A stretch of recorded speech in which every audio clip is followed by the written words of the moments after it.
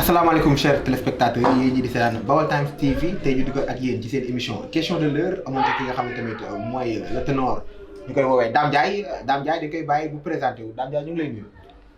asalaamaaleykum maa ngi nuyu mbokki internet Baol Times ñoom ñëpp di leen ziara di nuyu vous les journalistes yi nekk biir Baol Times. di nuyu waa Diourbel di nuyu la diaspora mais également di nuyu tout le pays man la Dame Ndiaye je suis responsable politique APR à Diourbel plus particulièrement dans le quartier Thierno Kandji je pense que ne loolu moo nekkoon présentation bi waaw. mbokk yi mu ngi noonu jërë ngeen jëf yéen a ngi ci seen émission question de l'heure ñu amoon ki nga xam ne moo di invité Dame Ndiaye ginnaaw bi ñu defee li nga xam ne tamit moo di présentation bi dañuy jublu ci li nga xam ne tamit moo di waxtaan bi Dame Ndiaye anu tey sa diggante ki nga xam ne tamit moo di Aminata Tall jamono ji fu mu toll ñagas na wala ba léegi mu ngi mel ni caaki rek sow. waaw kooku c'est une icône kooku sama diggante ak moom defe naa ne man sama politique ci moom la commencé mais également ci moom la yem. may wax ne Aminata Tall du ma mës a fàtte ci politique li ma defal sama jaar-jaar ak moom damay faral di wax ne c'est ma vie politique kooku maag moom seq ñu bàyyante ci politique sama yaay la sama xarit la sama leader politique la sama référence politique la kooku je suis toujours derrière elle et que vraiment ñu ngi koy nuyu de passage di ko ñaanal yàlla mu gudd fan lool yàlla barkeel jabootam may ko gudd fan bu ànd ak wér parce que nag ñun moom la ñuy tiitaroo à Diourbel mooy suñu icône mooy suñu référence comme ni ma ko waxee donc je pense que ne man maag Aminata Tall on est toujours ensemble et je suis toujours à l'écoute de ses conseils et de son itinéraire politique. ginnaaw bi nga xam ne moom nga taaral loolu mooy jëmm ki nga xam ne moo di Aminata Tall. est-ce que actuellement nii dëgg jamono jii nii yaa ngi koy suivre maanaam yaa ngi koy topp. waaw maa ngi koy topp parce que moom depuis bi mu jugee conseil économique social et environnemental dafa def pause. Parce que loolu c'est à ses habitudes politiques. moom su génnee ci benn mbir du topp rek ci presse bi di wax wala muy def de la politique politicienne jàpp na ne moom icône la dans ce pays là et li mu def ci politique ci Diourbel ak ci Sénégal damay wax ne boo waree ñëw ba wàcc leneen loo war mu tuuti ci yow. Aminata Tall def na ay gouvernement yu bëri gérer lu bëri ci réew mi ba bi ci mujj nekk na la 3e institution du pays géré ko fi mu jaar yëpp nag ci politique it kenn mësu ko dégg ci lu ñaaw kenn mës ta dégg njabootam ci lu ñaaw kenn mësu ko épinglé ci dara yenn yi ngay dégg ñuy wax sax naan diw IGE épinglé na ko diw nangam ak nangam doo ko dégg ci Aminata Tall donc nit ku tey la ku am dal la fa mu nekkoon également ma nga fa dégg guñ ne jóge na fa muy l'APR donc ñun aussi ñu ngi toog di ko déglu par rapport à ça.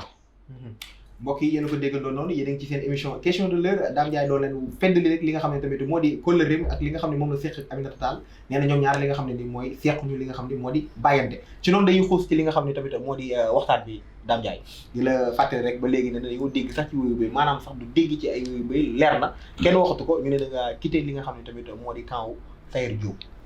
lan moo waral loolu. waaw merci je pense que ne Sayer Diop sama frère la maa ngi koy nuyu de passage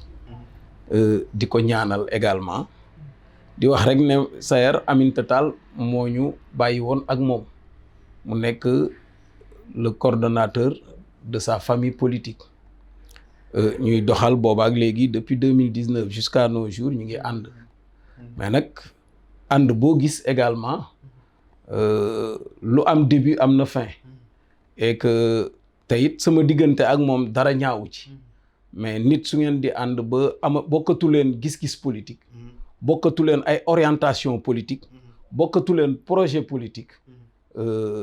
foofu seen diggante dafay daal di jeex ku ne dem seeti leneen d'autant plus que nag la politique moom ni ñu ko Aminata Tall daan jàngaleele rek ak saxaar la rek boo xam ne gii day dem gaar bu mu dem am ñu wàcc am ñu yéeg donc man nag bokk naa ci ñi wàcc ci gaar bi dugg ci saxaaru Moustapha Guèye moom it di kenn ci soxna Aminata Tall di doomam moom ak soxnaam Fat Diané ñu seq aussi des relations yu extraordinaires parce que nag Moustapha a très tôt compris également que ne soxna Aminata Tall bokkut ak moom ambition politique li Aminata Tall bëgg Moustapha bëgg ko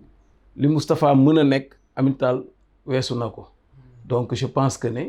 loolu tamit nit bu ko xamee topp ci say waaw côtoyé la et je pense que ne waa këram fu ñu dawee mën nañoo ñëw ci yow serloo fa donc loolu moo. daam yaa nga baal ma rek dagguma la yàlla bu la dee donc triangle bi tey dafa xaw a doy waar. bàyyiwu Aminata Tall.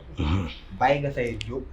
jàpp ci li nga xam ne tamit moo di Moustapha Guèye. décision boobu noonu tënk bi. affaire bi lan moo ko waral lan moo tax démission wu Sayer dugg ci li nga xam ne moo di Moustapha Guèye maanaam lan moo ko sooke daal. waaw bon li ma la wax rek. ñàkk dem nañ ba bokkatuñu gis-gis politique. yaa Sayer Diop. waaw parce que nit bu ngeen di ànd également. day fekk ngeen bokk gis-gis politique toppoon nañ ndigalu kilifa dem ci ànd ci ak moom ñu doon liggéey mais à un certain moment orientation yi bokkatul yoon wi bokkatul gis-gis bi bokkatul projet bi bokkatul donc ñàkk gis-gis boobu moo tax tey nga wéyale dem ci ki nga xam ne tamit moo di Moustapha Guèye. voilà tout à fait. te jàpp nga ne incha allah foofu nga dem noonu tamit xel war naa mën a dal ci li nga xam ne tamit mooy sa. waaw parce que waaw tout ce que je sais que ne Aminata entretient de très bonnes relations avec Moustapha et sa femme. D'accord. Et que lépp aussi ci biir famille APR la ak mouvance présidentielle. Et donc sotti ci ak def la. ñoo bokk fu ñuy tari donc je pense que ne c'est simple comme bonjour. dëgg la ñu dellu ci léegi ba léegi li nga xam ne tamit moo di waxtaan bi di leen fàttali yéen a ngi ci seen émission question de l'heure ñu daloon ki nga xam ne moo di Dame Ndiaye tey bu ñuy xuus ci li nga xam ne tamit moo di waxtaan bi. Diourbel ñëpp xam ne ni bëri na li nga xam ne tamit moo di ay cadre politique. tout à fait ci Diourbel moom macha allah. surtout nag APR. tey la moo la jëlaloo décision nga dem topp ki nga xam ne moo di Moustapha Guèye. waaw xam nga ñun dañu bëgg Aminata Tall bëgg famem ba nga xamante ne bii ku toppatoo famem rek ñu toppatoo la c'est Moustapha dafa ñëw jël juróom-ñaari jeunes yu nekk biir kër Aminata Tall defal leen CDI te c'était pas évident ku ne xam na ne moom dénkuñ ko woon kër Aminata Tall mais largesse de cœur boobu mu am ba defal ko soxna Aminata Tall te daf ko def ngir yàlla ak jëmmi soxna Aminata Tall donc loolu moo ñu convaincre ñun ba ñu ne kii kat wax dëgg yàlla am na fu mu teg suñu yaay suñu leader Aminata Tall et ñun li may faral di wax ne ñun ku ñu teral tëral ñu ñun waa kër Aminata Tall parce que loolu la ñu jàngal ci politique ku ñu teral tëral ñu mais ku ñu toroxal aussi toxal ñu et donc loolu moo indi tey aujourd'hui da leen a toroxal moo tax ngeen toxu. non daal Moustapha Guèye teral na leen moo tax ngeen tëru. non du loolu sax mais xam nga Moustapha engagement bi mu am aussi ci famille Aminata Tall ba mën a fekk ay xale yoo xam ne yi lu ne daj nañ ko ci parti bi 2019 ñu ànd def suñu comité électoral parallèle ànd ko ak Sayer Diop mu nekkoon président comité électoral bi coordonnateur comité électoral bi ñuy xeex di xeex ba am ndam donc je pense que ne xale yooyu il mérite ci parti bi ñu am ci dara et Moustapha a compris cela bon commencé di jël ci xale yi di leen jàppale comme ni mu koy defee ak tous les jeunes de Diourbel et aujourd'hui loolu damay jàpp ne aussi nit ki boo gisee un jeune leader di def lu baax da nga ko ci encourager jàppale ko xam ne kii kat il a des ambitions pour Diourbel parce que aujourd'hui tey bu chômage yu Diourbel wàññi ko moom Moustapha joué na ci un très très grand rôle parce que li mu jàppale jeunes yi Diourbel bari na lool te daf ko def grâce au président de la République Macky Sall ñu koy wax dëgg yàlla Diourbel yëpp war ko nag sant sargal ko ci loolu mais noonu la defal aussi la famille de Aminata Tall xam ne ñi nga xam ne nekkoon nañ ci ginnaaw Aminata Tall te yàlla def na daanu dajut suuf mënuñu woon a jotee ci poste yi nga xam ne Aminata doon na ko pourvoir pour la jeunesse moom mu ci mottali di ci dox ay jéego ñun faaw ñu jàppale ko ci loolu te ci cadre boobu la nekk ci loolu la nekk donc je pense que ne nit nag su taxawee foofu war nga ko mën a jàppale ak sa fukki loxo te it xam ne kii aujourd'hui tey bu loxoy njaareem tàbbi woon ci ay loxoom incha allah dana éradiquer le chômage à Diourbel mais également dina liggéey Diourbel parce que je vois en lui un grand responsable politique moom daf may fàttali Jacques Bodin ci politique waaw Moustapha man dama gis ne générosité de cœur bi mu am largesse de cœur bi mu am daf ma jox Jacques Bodin yàlla na ko yàlla yërëm. dëgg la ci noonu ba léegi mbokk yi ma leen koy fàttali yéen ci seen émission question de l'heure Dame Ndiaye lañ dalaloon tey muy leeral li nga xam ne tamit moo di tànneef bi mu tànn ki nga xam ne tamit moo di Moustapha Guèye bàyyi tamit ki nga xam ne tamit moo di Sayer Diop ci noonu dañuy continuer li nga xam ne tamit moo di waxtaan bi Dame Ndiaye képp ku xam Aminata Tall xamoon ne bu dee coordonnateur fii rek ci moom tànnoon na ki nga xam ne moo di Sayer Diop. loolu moom kenn du ko naataab la yaakaar naa. jamono jii tey mu tànn ki nga xam ne moo di Sayer Diop nga toppoon ko nga dem ba à un moment donné nga bàyyi ko topp ki nga xam ne tamit moo di Moustapha Guèye. est-ce que loolu du désobéissance maanaam est-ce que yow tey jëloo li nga xam ne moo di kaddu Aminata Tall nga jël ko sànni ko fële topp li nga xam ne tamit mooy say bëgg-bëgg ci li nga xam ne tamit moo di pouvoir politique. waaw xam nga Aminata Tall aujourd'hui dama lay wax ne la rek moom njaarim yëpp ay doomam lañ boole ci nag les leaders politiques yi nga xam ne ñoom ñëpp ñu ngi Diourbel nekk ay doomam ñi ko ci déggal nangu koo tarbiyu tey aujourd'hui foo ci dem moom satisfaction la ci am également rawatina nag ka nga xam ne dafa fekk jeunesse am bi nga xam ne dañu tumuranke woon mu leen di jël di leen insérer di leen wutal ay liggéey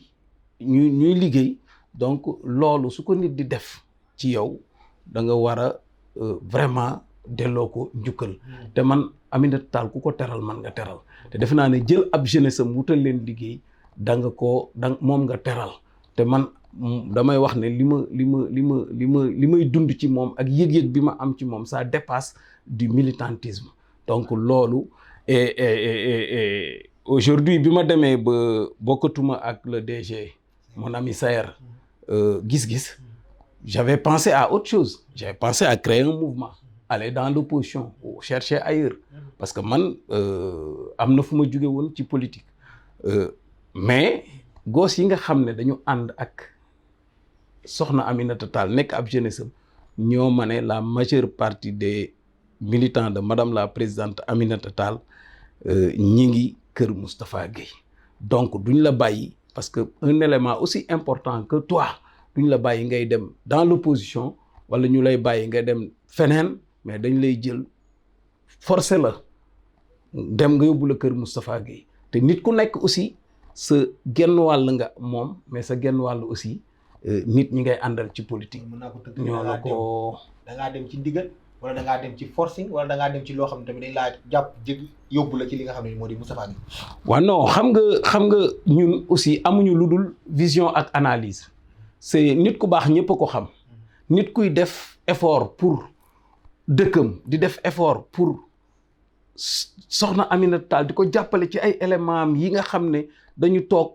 tënkuwuñu fenn yow da ngay daal di am gis-gis bu leer que ne fii la xale yi lii la xale yi di wax kat dëgg la dañ lay convaincre parce que un responsable politique wala bañ ku la convaincre suñ la convaincre da ngay nangu c'est j'ai vu que ces gosses là m'ont convaincu que ne ma la bonne décision c'est aller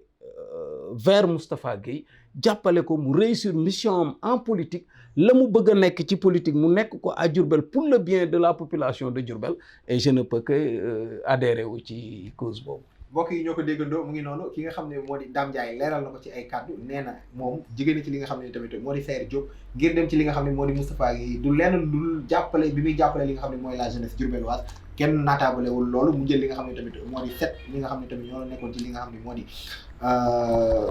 madame Aminata Tall yóbbu leen ci li nga xam ne tamit moo di ay CDI ci fee nga xam ne moom la nekk ci Bambey Crous bu ko defee Dame Ndiaye ci loolu la xam ne moom la tënku ak ñi nga xam ne tamit ñoo doon liggéeyal Aminata Tall ñu ci bëri dem lënku ci li nga xam ni tamit moo di Moustapha Guèye waaye Dame Ndiaye dañuy waxtaanee li nga xam ne mooy actualité politique bi wax actualité politique nag kenn du dindi question wu Ousmane Sonko jamono jii nii actuellement mu ngi ravagé li nga xam ne tamit moo di Sénégal daanaka moom Sénégal ñu bëri ñu ngi naan Serigne Ousmane Sonko ñi naan Ousmane Sonko mu sell mu sell bi loolu moom biti la fanaan yaakaar naa tout à fait doo ko nata alors Dame Ndiaye jàngat bi tey noo jàngatee ki nga xam ne mooy Ousmane Sonko parce que day mel ni de fur et à mesure moom mu ngi jël ampleur mu ngi gagné li nga xam ne mooy la territoire. waaw xam nga li koy def la nature a horreur du vide te aujourd'hui pratiquement ñi nga xam ne ñoo nekkoon opposition am fa doole ku mel ni je prends l'exemple de Idrissa Seck bi mu demee génn deuxième ci élection présidentielle 2019 yi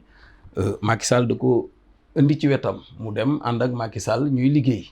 mais dem boobu mu dem Sonko mi nga xam ne moo ñëwoon avec 15% nekk en troisième position dafay ñëw en force c'est àdduna ci politique ñaari langa fi ne langu soppe ak langu noonu donc ñii suñ meree ci langue gi rek dañuy daal di dem ci beneen langue bi ci des ñaari langue yooyu ñoo fi nekk donc muy opposition ak pouvoir su nit ñi meree pouvoir dañuy dem ci opposition mais également su nit ñi meree opposition dañuy dem ci pouvoir et loolu aujourd'hui tey booy xool nga gis ne opposition bi pratiquement il y a un vide là-bas parce que ku mel ni Karim Wade dafa inéligible ku mel ni Khalifa Sall dafa inéligible donc Sonko peut-être moo fa des koo xam ne kii population bi nga xam ne ñoo àndul ak Macky Sall forcément dañuy dem foofu àndi ak moom mais également aussi mouvance présidentielle bi dimbale ko ci liggéey boobu parce que nit bu fekkee ne heure bu defee sortie même su fekkee ne la muy wax du ay wax yu cohérent wala yu kii sax ngeen jël ko def ko tawi ko de ñëpp di ci wax mu nekk actualité kooku obligatoirement da nga koy may doole te aussi sénégalais dañu bëggul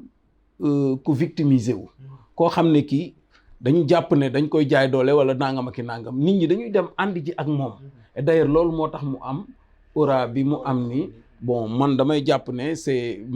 un élément c'est un phénomène politique créé de toutes pièces par la mouvance présidentielle c'est loolu mënoon na ñàkk parce que aujourd'hui jàpp naa ne le bilan de Macky Sall ci 12 ans yi amul dend aucun des 4 présidents yi Sénégal am mësuñ ko def Macky Sall a fait ce que aucun man yàlla defal na ma sutura fekkee naa tuuti ci nguuru Senghor moom jox na ma cadeau sax en 1977 je pense bien jox na ma cadeau bi muy organiser fii défilé boobu maa ngi def CP quelque chose comme ça et j'étais parmi les meilleurs mu jox ma cadeau donc ma jugee foofu ñu ñëw ci Abdou Diouf foofu laa xaw a gimmee ci politique parce que bi Abdou Diouf di nekk ci nguur gi amoon naa at yoo xam ne yi permettre na ma ràññee ba ci ni ko Senghor di joxee nguur gi en 81 loolu yëpp amoon naa ci ab jàngat mais également biñ jugee foofu avec Abdoulaye Wade daanaka foofu commencé naa nekk nag un adolescent bu dëgër buy politique nekk dans le parti socialiste donc loolu tamit moo tax ma xàmmee lu baree bari ci président yi fi jaata jaar yëpp donc ma jàpp ne Macky Sall bilan bi mu fi def amul président bu ko fi defagum bilan bu mucc ayib la maintenant nag boo amee bilan bu mel noonu il faut pas répondre à certaines provocations bay jox ampleur ba yenn ki nit ñi quoi donc c'est ça. Dame Ndiaye leeral na ko ci ay kàddoom nee na ba léegi fi mu taxawee fi mu ko tënkee ni ci li nga xam ne moo di kàddu nee na Ousmane Sonko ci ñi nga xam ne tamit ñoo di nguur gi daanaka ñoo ko tënk ñoo ko may li nga xam ne tamit mooy li mu am ba tax na tey bu mën a reeñee ndax koo néewal doole rek sénégalais yi li nga xam ne tamit mooy dañ lay sotal parce que sénégalais bëggul li nga xam ne tamit moo di néewalaate doole ci noonu Dame Ndiaye président de la République Macky Sall actuellement nii est-ce que candidature am 2024 yow di ko bañ. waaw non xam nga la candidature d'une personne c'est personnel. Macky Sall dem nañ nit ñi ñoo. non nit ñi ñoo ko non xam nga non déedéet non attends mais il faut waaw non xam nga il faut. non il faut non déedéet il faut ñu yaatal pour mu explicite. parce que aujourd'hui le président de la République waxagul kenn damay def 3e mandat waxagul kenn ne aussi du ma def 3e mandat. moom fal nañ ko pour un mandat de 5 ans mi ngi toog di ko exercer mais dès le début du commencement du mandat sénégalais yi commencé 3e mandat mais mu xam ne ñii su leen tontoo ci question 3e mandat bi fa mu bëgg a àgg du fa àgg loolu tax moom waxu ci yaa ngi dégg mais nit nag su fekkee ne waxagul ci benn affaire pour édifier les gens am na loo xam ne lii mënoo ko waxal te wax dëgg yàlla amul fenn fu nit di taxawee ne dégg na Macky Sall mu ne damay def 3e mandat wala du ma def 3e mandat on ne peut pas vendre la peau de l'ours xaw ma on ne peut pas xaw ma nu ko olof di waxee kenn mënut daal paaka du jiitu mbaram nañu ko bàyyi ba ñu toll ca ñu xool ndax dina ko def wala du ko def pour nit ñi mën ci wax. waaye yow da ngaa mënul leeral. ci li ma la laaj. waaw ndax yow d'accord nga ci troisième mandat wu Macky Sall waaw wala déet. waaw non est-ce que da nga koy gunge wala bu doon dem est-ce que da ngay taxaw ne doo dem. waaw non xam nga man nag dama tënku ci xam nga yàlla dafa def man ci politique. non attends mooy population Diourbel attends non maa maa ngi nuyu mon ami Maysa Gningue de passage sànq bi ma duggee ci Facebook bi déclaré ne dem naa ci Moustapha la ma njëkk a bindal j'espère que tu ne vas pas valider la 3e candidature mais je pense que ne loolu àgguñ ci man le moment venu danaa ci prononcé wu mais actuellement mënuma ci prononcé wu parce que président waxuma fenn dama koy def wala duma ko def kon su ma ci prononcé woo rek yaa ngi dégg maa ngi dérapé parce que mënuma ànd ak nit ñu dem ba ca cëppaandaw ga waxul danaa def 3e mandat waxul duma ko def ma topp ci naan waru koo def ak dana ko def ak nangam ak nangam loolu sax à la limite da ngay ñuy yàqal lu bari quoi. maanaam li ñu joxoon ci temps bëri na li naan lu tuuti te neex moo gën lu bëri te loo gisatu kon noonu ci noonu lay jox kàddu gi ngi nga tàggatoo ñi nga xam ne tamit mooy internet yi. waaw di gërëm également waa Baol Times encore une fois ci seen disponibilité ci heure bu ngeen ma soxlaa ma ñëw teew ngeen def liggéey bi nga xam ne moo war te aussi duma ci def dara. donc compte tenu de mes relations ak yéen di leen gërëm bu baax di leen sant di leen encourager ci liggéey bi parce que yoonu ndaw yombul Mor mi nga xam ne mooy président conseil d'administration bi moom laay jël nuyoo bi di ko teg ci kii mu jàllale leen ko yéen journalistes yeeg techniciens yeeg yéen ñi fi nekk yëpp di liggéey ak moom mais di gërëm particulièrement sama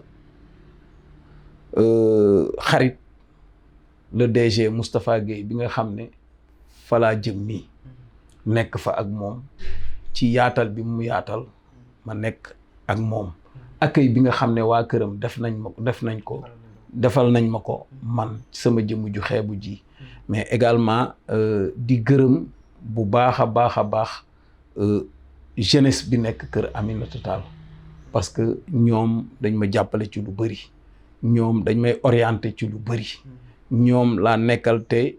lu ma ne ñu ne ca lu ma ne bëgguma ko ñu bàyyi lu ma ne leen nañ leen ko def ñu ànd ci ak man à l'unanimité donc je pense que ne ñooñu mënuma jeexal émission bi te duma leen gërëm mais également di gërëm